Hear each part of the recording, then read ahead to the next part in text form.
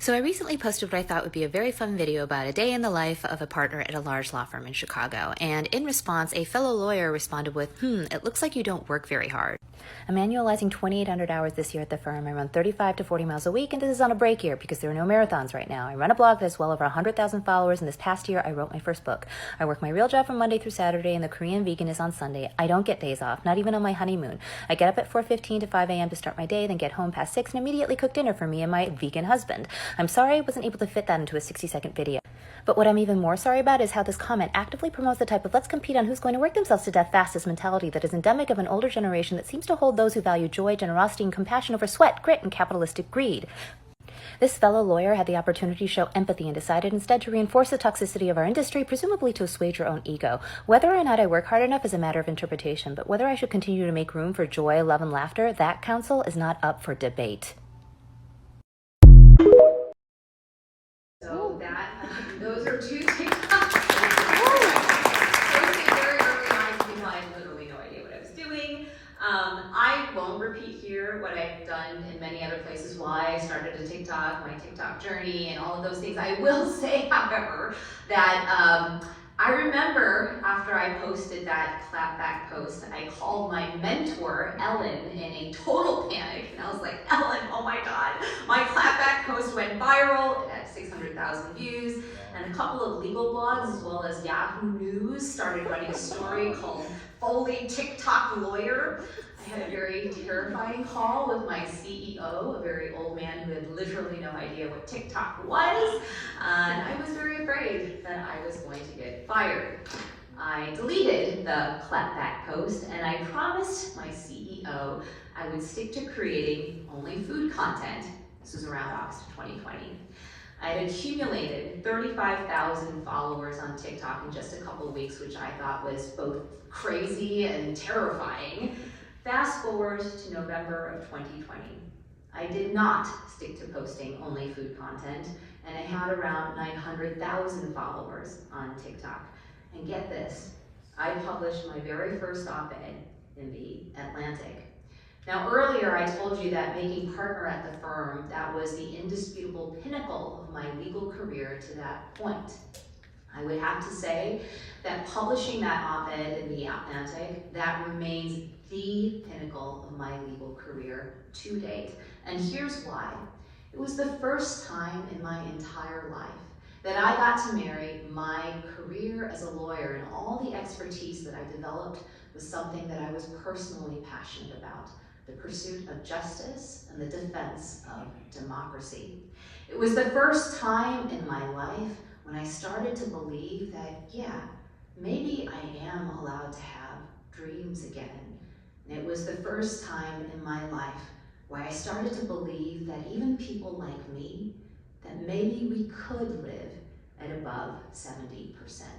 You don't know, I am a lawyer. When I was 22 years old, I told myself that I wasn't really that artistic and that I was better suited to a career that values analytical thinking, and so started my career as a lawyer in big law. Then 1 year ago today, I posted my very first real TikTok, and over the past year, I've gotten a chance to earn the title that was given to me by all of you, creator.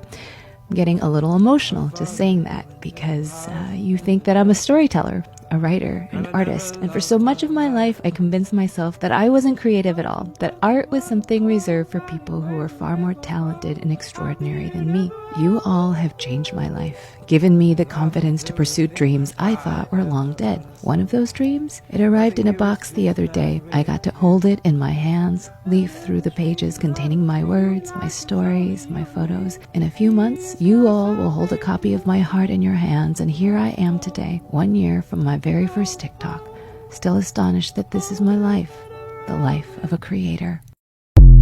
So yes, I finally gave myself permission to maybe even think about possibly, maybe, chasing my dreams, but I was not going to do it without a safety net.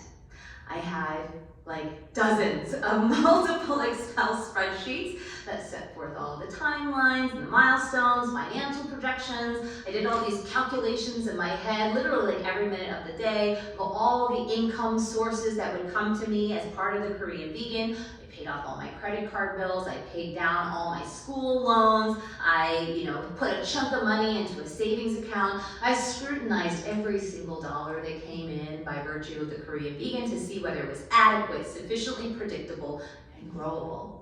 I did this between November of 2020 through June of 2021, at which point I decided two things. I wanted my book, The Korean Vegan, to hit the New York Times bestseller list, and I was going to copy-paste my favorite podcaster, Rich Roll, and withdraw from partnership the day that my book was published. And a third thing that I had forgotten about, I was going to run the Chicago Marathon, my 5th marathon. In October of 2021, the following things happened.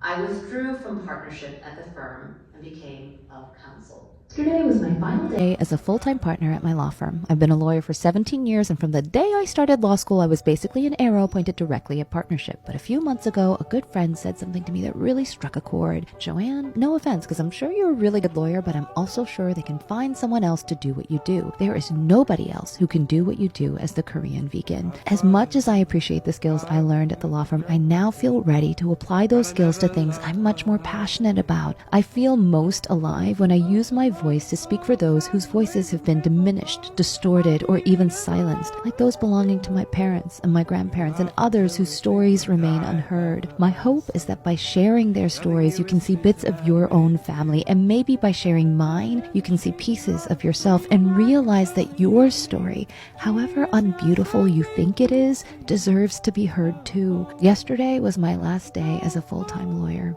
Today is my first day as a full-time creator. The other thing that happened was that the Korean Vegan Cookbook was published and became an instant New York Times bestseller. Well, hi. Hi. We Hi. have a whole team here. Yeah. Some exciting news. We're a New York Times bestselling author, number 3. Yes! Oh my God. Oh my God. Congratulations, Joanne.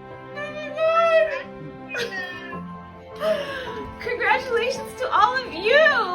Because I would not have been able to do this without you, and I'm so happy. Thank you so much. Thank you, literally, all of you guys, for everything that you've done and for working so hard.